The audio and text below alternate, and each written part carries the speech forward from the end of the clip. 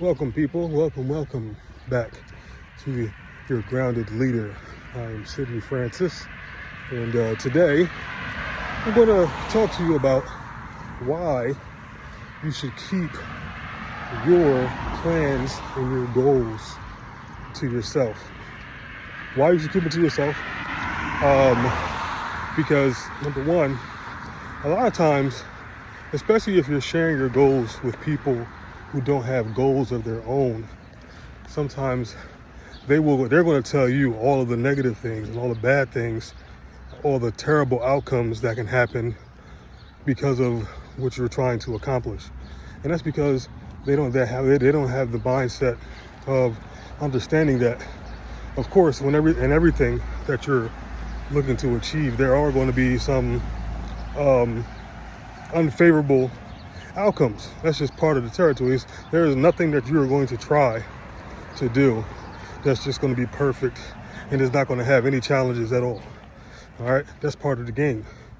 Your job is to understand and know what those potential unfavorable outcomes is, and your job is to try to build and plan so that they won't affect you as much, but it's not supposed to stop you from actually doing it. So you have to be very, very careful about who you share your plans with. If you share your plans with someone, on the other hand, someone who likes to achieve and to go after their goals, someone who has tried a lot of different things, who has failed at a lot of things, but they continue to still strive and to move forward, they're going to give you a different kind of advice. They're going to say, hey, good idea, great idea. Here's how you can expand on it. Here's what I see you can do to make your plan better. Or here are some of the things that you might want to try to avoid. But it's not going to be advice for you to not do it.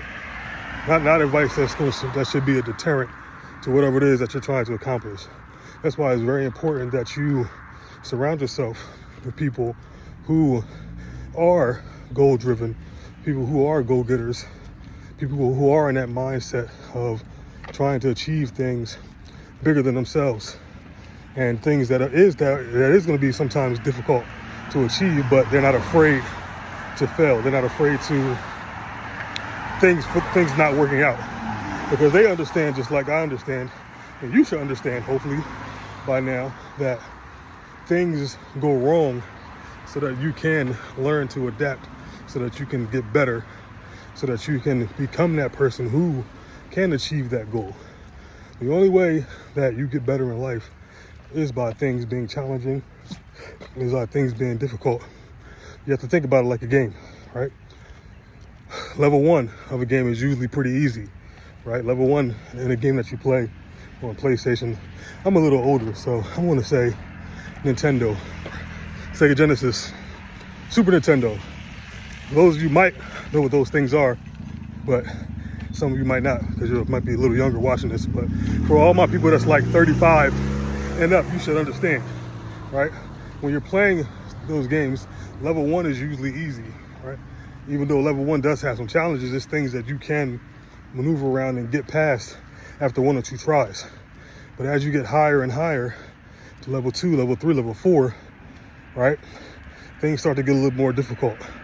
The bosses at the end of each level start to become a little bit more smarter. They're a lot more challenging for you to defeat. You might lose 3 or 4 times before you beat them. But the things I love about games is that it shows you that even though you lose, you should learn from every mistake. But here's the key. Until you learn from that mistake, you won't pass.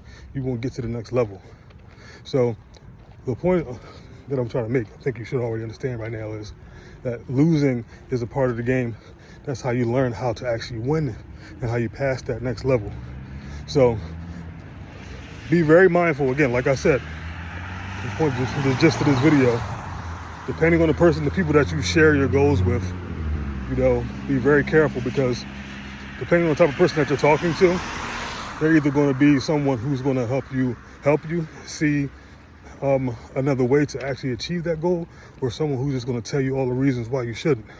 So that's why you should really keep your goals to yourself, or to a very select, very small group of people who are like-minded, who are those type of individuals who have tried a lot of different things, who have failed, but still continue to move forward and try new things. So be careful out there. All right, I'm one of those people that you can share your goals with. If you want to share a goal that you have right now, put it in the comments, and I will gladly give you some feedback, some tips, some things that might help you expand on whatever it is that you're trying to do. I'm here to help. I am your grounded leader, Sydney Francis. Please like and subscribe, and I'll see you in the next video.